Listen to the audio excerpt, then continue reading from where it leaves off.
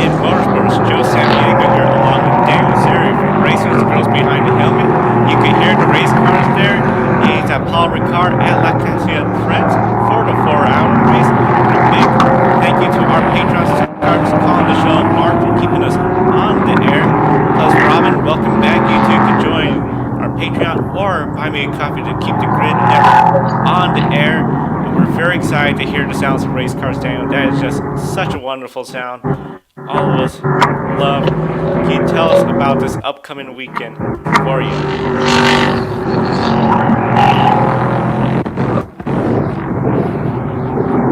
Oh yeah, absolutely. Hi everyone. As you mentioned, Joe, we are at the Circuit de Paul Ricard in the south of France. Here at the Scene Corners, one of the most famous corners in on the track, and also in the Formula One calendar. As mentioned, there's the 4-hour of Le Castellet, which is the first round of the European Le Mans Series, first round for this year. We have the Iron Dames team here with also. Same team, so Rahel's ride, team leader, Michel Gaffing and Sarah Bovey. They're back after the GT World Challenge European Championship in Imola. And now he also a championship they know pretty well because they've raced here for the last couple of years. So it should be pretty good.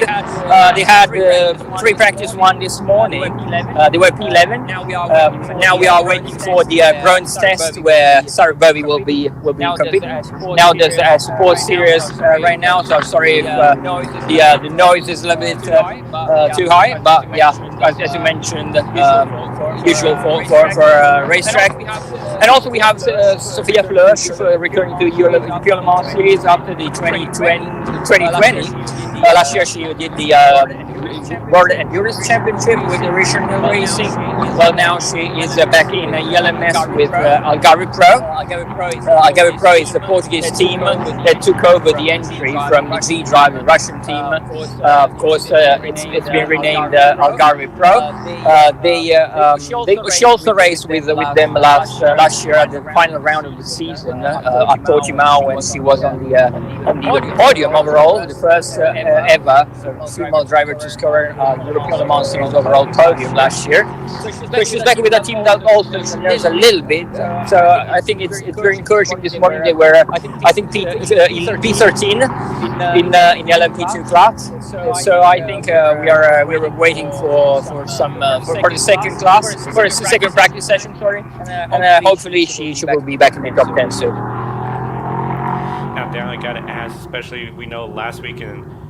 The Iron Dames, they had a rough weekend with just some bad luck. How are they looking so far this weekend when it comes to this race? Yeah, I think they're looking pretty well. I think they're targeting a top 10. They were P11 this morning in free practice one. The next practice will be only for Sarah Bovey because it's the bronze rated driver's traction. So I think, this weekend they will be targeting probably a top 10.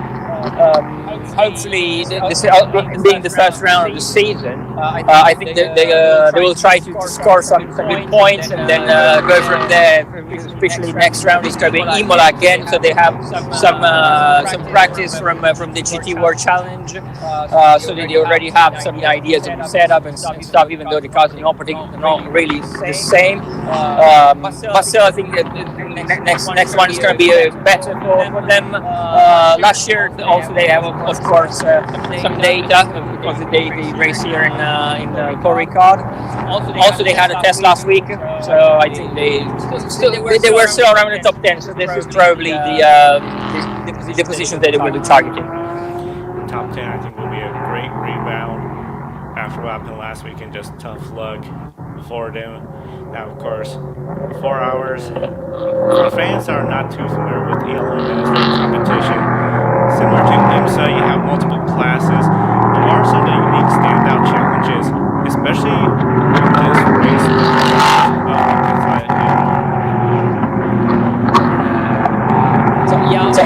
As you mentioned, it's multi-class racing. So we have the LMP2, which is like the top class in this championship, unlike the WEC, when you also have the hypercars.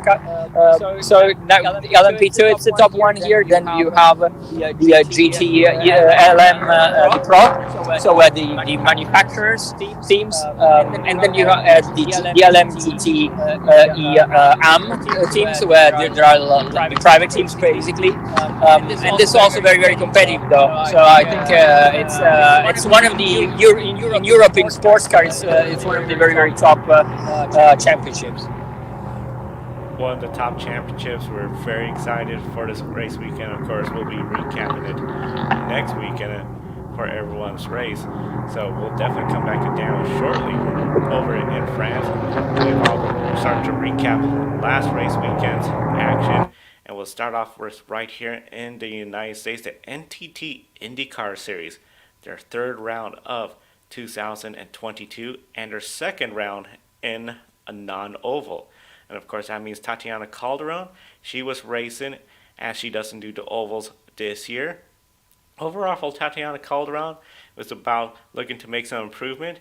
Started the race weekend. She qualified 26 out of 26 vehicles. So it did seem like it was going to be a little bit of a learning curve again. However, one of the big things in this race, we were seeing her pace has been coming up and up with the lead pack. She finished on the lead lap, one lap down from the lap leaders, and overall 16th place. Huge big jump for her, just keeping the car running clean and out of trouble. We saw several drivers, including experienced drivers like Marcus Ericsson, Colton Herta, Takuma Sato, Callum Ilott. The list goes on and on of drivers that made mistakes, crashed, and ruined their race. Tatiana Calderon brought her vehicle home in one piece. 16th place, a big improvement considering this is just only her second IndyCar Series start. She doesn't do the oval, so she missed Texas.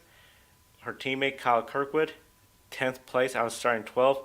He was up there in the pace, so overall it looks like AJ Floyd Racing, they might have something later on. And Tatiana Calderon, anticipate her to just get better and better each and every race. Next race for them is going to be, of course, in Alabama, the Grand Prix of Alabama, which is in Birmingham, Barber Motorsports Park. A lot of racers have compared that racetrack to a track you'll find in Europe with sweeping corners, the runoffs. Very beautiful facility. This could be a good opportunity for Tatiana Calderon to really step out and shine. Now, Daniel, I know you followed Tatiana's career for such a long time. When it comes to Tatiana Calderon, and especially Birmingham, had a lot of people compared to a European racetrack, do you see that as a big advantage for her where we could see potentially top 15 run? Sorry, can you repeat again? Not a problem. Now that the cars are starting to fade away, for Tatiana Calderon, when we go to Alabama, a track a lot of drivers compared to a European road course, could this be a big advantage for her for a top 15 performance? Yeah, as you said, it's more similar to what the European racetracks look like. So I think Tatiana will have a little bit of a easier time in the next couple of rounds. I think because of course she doesn't have such a big experience in street courses. So I think the first two were a little bit challenging because she was also trying to learn the car as well as the track. So I think that was a little bit more challenging for her. I think she did a very good job in Long Beach. So I think, as you mentioned, next one is going to be a little more closer to what she's used to. Also, she had the test last year there, so probably it's going to be a little bit of a smoother ride for Tatiana, and hopefully she will get further up the order as the season progresses. Probably more towards the positions like in the top 15. Top 15, that'll be super ecstatic for her, especially third start. I think that'll be really sending a message that, hey, she could come here, she could race much later in the season. I think it's going to be really spectacular to see what she can do in that AJ Floyd racing team. Now, of course, along with her, over in Europe, we have several races going on, including ADAC racing. Tell us about that race last as you mentioned, last weekend we saw the ADAC races at Oschersleben. There were particularly a championship, which is the ADAC GTC race championship. We had three female drivers there. We had Carrie Schreiner in the GT3 category. Also in the GT4 we had a young driver, German race, 18-year-old Vivian Scholhorn. She is basically having her debut season there. So it's a bit of a learning curve for her. She was racing in a Mercedes GT4, and also in the same car basically. There was also Gabriela Chikova. She was straight back from the European GT4 Championship, where she went very well. She was the P6 and P7 in Imola in the first round of the championship. And now she is back in Germany because next weekend she will have the first round of the ADA German series. So basically, this GTC race was a preparation for start of the season in ADA GT4. So it was very interesting from all three of them. Gabriela Chikova had a pole position on Friday. Because this series has an interesting format. There are 3 races per weekend. One is the endurance one, where the 2 drivers are switching midway through the race, and then they have 2 sprint races. One well, they were all on Sunday last week, and one per each driver basically. And they started on pole position for the endurance race. Unfortunately, they had a little bit of a bad luck because straight before the driver change, and Gabi was leading the class at that point. They had a technical issue and they had to pit just before the driver change. So basically, they finished the race with 2 pit stops, and so that brought them down to P6. So it was a little bit of bad luck for them, but still finished pretty decently. But for Carrie Schreiner, it was a little bit more unlucky because they had to miss qualifying because of a gearbox issue, and they sort of started last. And Carrie had a very strong race.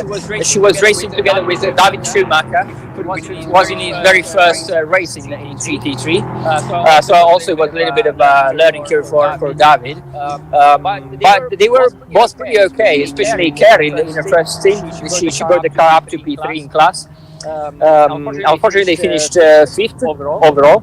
But still a pretty good race from them. While Vidal Schorhorn had the first stint of the race.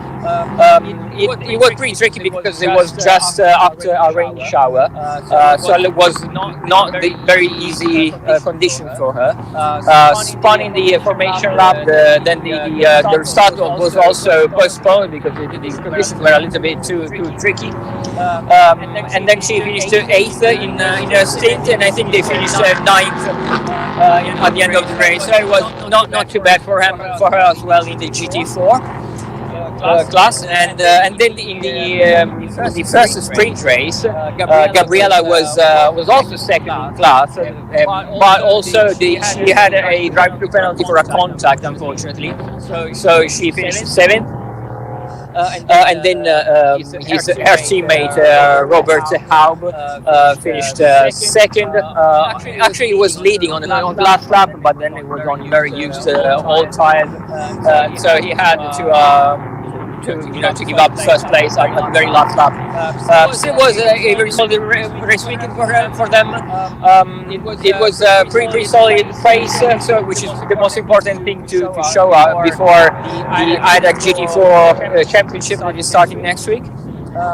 Also, Vivian Scholhorn was always around the top 10 in GT4, so after the first race weekend, not too bad. And Carrie Schreiner finished the weekend with another top 5, so I think it was a pretty solid result for all of them.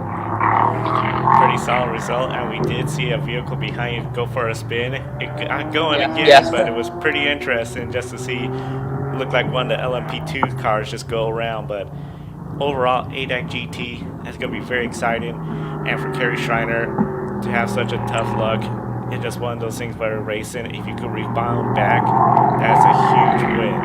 So definitely it's going to be something where we're going to continue following her, and then coming back to the United States, where we had a couple more races from the NASCAR series. We had all 3 NASCAR divisions over at Martinsville Raceway, the shortest track. And it was very interesting because in the Cup Series, where we saw a very unusual race with very little passing, very few caution flags, very different story for the two support series. Starting off with the NASCAR Camping World Truck Series, Hailie Deegan, of course, races in this series full time, and she had been looking for a rebound race. She was way down in the points in the 30 ranges. She had had tough finish after tough finish, including that scary incident in Atlanta Motor Speedway where she had a fire in the truck, and once that fire was put out, the chemicals from the fire extinguisher got into her breathing cooling system, so she had to get out of the truck and was done for the day. Martinsville Speedway was a race where she was looking forward to. However, with the rains, with the weather, just straight to starting the race, and so she started way towards the back. We're talking 31st place. That is why it's so important to have some good points finishes, because if you got an event where you can't qualify and there's no practice, you're going to be starting towards the back. 31st place, but this is a short track. She felt confident about this track, and she displayed what she could do with that truck, working up towards the front, beating and banging early on. We saw a significant impact between her and Johnny Sauter. Coming out of one of the corners, Johnny Sauter pushed her into the wall. Looked like it was just hard racing, but as the commentators were reporting, particularly Michael Waltrip, it seemed a bit unnecessary. Still early on in the race, Hailie Deegan had some tire rub. The fenders from the truck rubbing with the tire. Of course, this could lead to a pop tire, so she had to come in, make a pit stop. But overall, she still rebounded, completed 200 laps. And here's the big thing. A lot of people didn't see this, but if you go to Hailie Deegan's channel, you'll see this. And of course, with all the racers, you'll see below their picture, their social media link. Her and Lawless Allen were beating and banging. Very hard, very physical race. This is typical for Martinsville, but Hailie Deegan felt like Lawless was just being extra aggressive, extra hard. So even though she came in with a solid top 20 finish, 19th, she went back to Lawless post-race and confronted him. And you could see this entire video where Hailie Deegan has said, there's one thing about beating and banging. It really felt like Lawless was just really targeting her for that position. Yes, this is a short track. Yes, there's beating and banging. Do you really need to do this for 19th place? Especially you're both in the top 20. That's what Hailie Deegan was quite upset about and brought this to Lawless' attention. But overall, for Hailie Deegan, this has to be a good rebound race. Not exactly the greatest finish you want, 19th place, but overall, compared to the past few races where she's been crashed out, finishing in the 30s, this is a big points day for her. They're going to be back in Bristol this weekend, a dirt track. We know she has off-roading experience. This is going to be her second time with the truck in the dirt event. So it's going to be very exciting to see if she can make some more progress and maybe even get up to the top 15. That would be a great goal and look like potential to save the season after a horrible start. We've also had the NASCAR Xfinity Series going on. Natalie Decker making one of her starts this year. Overall, 38th place, her starting position, not exactly the best equipment, and she had a couple incident spins during the race weekend. She came home 35th place, so not exactly the best race weekend. Of course, Natalie Decker has done a lot of great racing, especially on road courses, so of course when the Xfinity Series hit the road courses, that could be something to really watch Natalie Decker and what she can do. Now, Daniel, I know for fans just joining us, you're at the track, 4 hours race there for ELMS, and overall, Iron Dame Sophia Flores. For fans that missed us earlier today, can you tell us when it comes to their races, top 10 finishes, is that the potential we're looking at for both of them? Yeah, definitely. I think both of them they will be targeting a top 10, especially because it's the first race of the weekend for Sophia. It's actually the second time that she's racing with this team, but still it will be a little bit of a test race also for her. And also she's with a new teammate, Ben Viscal, who was racing last year in Formula 2, and I think it's his very first sports car race. So also a little bit of a challenge for him, learning the craft. Sophia is a little bit more experienced in this car, but still she is pretty new to sports cars racing. So I think it will be an interesting race for both of them to learn. It'll be a very interesting race. We see the cars have pulled off the track. That means we're just about out of time as well right here on the Grid Network. And we encourage everyone to be sure to follow Racers, the girls behind the helmet, as you can see this weekend's calendar with ELMS, GTWC. Of course, there we have Samantha Tan, as well as Ashton Harrison and Erin Vogel, who has made appearances here on the program. She's going to be racing. Very excited for her GB4. And of course, links to all the races going on, including, as I mentioned, the Truck Series at Bristol, where you see there is Hailie Deegan that's going to be competing. And be sure to visit all the stories from racersbehindthehelmet.com. Everything from Karen Gillard, all the stories, Samantha Tan with her great weekend at Daytona, the Ferrari Challenge, second place, then eighth place. And the eighth place came with bad luck. But overall, great start for 2022. And Dan, I got to say, throwing it back to you, when it comes to Samantha Tan, she is having a spectacular 2022 season with the wins she's getting. Coming to Daytona, her first time racing at this track, second place, and then because of bad luck, eighth place. This is just phenomenal. It is really, as you mentioned, a great season for her. Especially the first race, she was right there, battling for the first place until the very final lap. So I think, as you mentioned, that's a phenomenal season for her. In bossing G3 in the 24-hour series championship. And also GT will challenge America that she's starting this weekend, and then in Ferrari Challenge she had two pole positions and a victory, our very first race in the 488 challenge race. So I think that's just going to be if she can keep momentum and keep scoring that kind of podiums and pole positions and race victories throughout this season. I think it's going to be really interesting to follow her. As mentioned, the second race in Daytona, and also being her very first time at that track, it's pretty good, to see her doing so well also in Ferrari Challenge. Second race was very unfortunate because it started actually from qualifying, from second qualifying. It was very early in the morning, pretty cold, had a spin on cold tires, and I think that kind of hampered a little bit more all the second day. And then she also had a contact in the early stages of the second race, and she said the car was really not feeling the same after that. So I think it's still early in the championship. P8 is not too bad, scoring good points, then going towards some other racetrack where she knows better. I think that it's really interesting to follow her also in Ferrari Challenge. Yeah, Ferrari Challenge is going to be really interesting to follow her, and just throughout all 2022, shaping up to be a great season for Samantha Tan. And of course, we're going to be following Samantha Tan, well, all the women in motorsports right here on the Grid Network each week on our show. And of course, a big thank you again to calling the show, Mark and Robin, for keeping us on the air. And you too can invest in the Grid Network by joining our Patreon or buy me a coffee. Buy me a coffee is a one-time contribution to the Grid Network. We will absolutely appreciate it and display your name on the air for 1 week. And be sure to visit all our social media pages on TikTok, Facebook, Instagram, as well as on Twitter with @GridRanking and Grid_History, where we have our history video vault each and every day. And once again, a big thank you to Daniel for joining us from the Castellet, Paul Ricard. It's going to be an exciting race weekend overall there, I think. And definitely we're going to be back next weekend. Any final words for our viewers, Daniel? Sorry, can you repeat?